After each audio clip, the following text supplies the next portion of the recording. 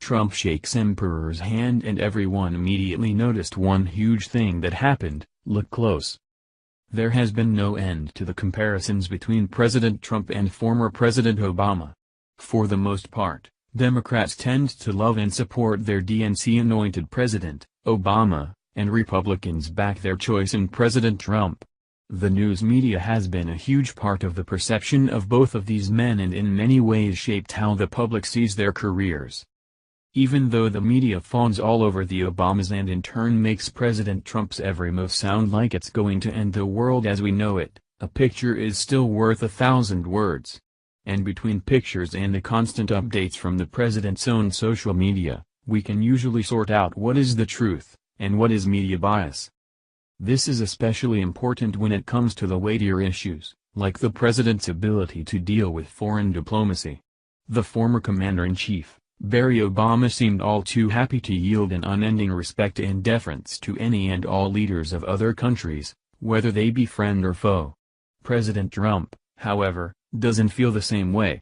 He ascribes to the notion that as the leader of the United States, he can be respectful, but still not acquiesce to the leaders of other countries. The Daily Mail reports about the huge difference between when President Trump and former President Obama met the Emperor of Japan. President Donald Trump met with Japanese Emperor Akihito and Empress Michiko on Monday, sharing a brief handshake 8 years after his predecessor became a global laughingstock by bowing deeply before the monarch. Visiting with the Emperor and Empress is routine for heads of state visiting Tokyo, and Trump did his part a few hours before a joint press conference with Prime Minister Shinzo Abe, who wields more power than the aging figurehead. Trump nodded his head slightly but did not bend at the waist. An administration official traveling with Trump on his Far East tour told DailyMail.com that bowing is not his style, never has been. It might not be President Trump's style, but it is some people's. Obama was essentially a laughingstock when he met the same emperor back in 2009, shortly after he was sworn into office. Obama went way over the top by bowing low before the emperor of another country, making Americans the world over feel shame that he was the one to represent us. In 2009 when the 6'2" Barack Obama visited Tokyo's Imperial Palace, he made a grand gesture by bowing at the waist to the 5'5" Akihito. It wasn't the first time Obama was caught up in a bowing scandal. 7 months earlier, he appeared to bow to the King of Saudi Arabia during a G20 summit in London. Akihito assumed his title in 1989 following the death of his father Hirohito, who had presided over Japan's military alliance with Nazi Germany. Hirohito green-lighted the bombing of the U.S. naval base at Pearl Harbor, killing more than 2,000 and leading to America's entry into World War II. Trump's predecessor Barack Obama earned plaudits in Tokyo but caught no end of grief in the U.S. for bowing deeply before the emperor in November 2009 at the same spot. And while one might assume that the former president was just misinformed as to the proper etiquette of the country that he was visiting, his actions weren't an isolated incident. Obama seemed to make a habit of bowing before the leaders of any country, including Saudi Arabia. This is an especially insulting trend when it comes to bowing before those whose countries we consider to be far from our allies. Former President Obama seemed to be completely out of touch with the level of dignity that the American people required from our president.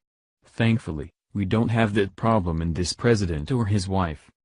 American First Lady Melania Trump also towered over Emperor Akihito and Empress Michiko as they met on President Trump's second day in Japan. Trump visited Pearl Harbor before flying to Japan, paying his respects at the memorial to the USS Arizona, where more than 1,100 U.S. sailors and Marines were killed in the 1941 Japanese sneak attack. Akihito has said he will abdicate the chrysanthemum throne in 2018 when he turns 85. Crown Prince Naruhito, 57, will become emperor at that point.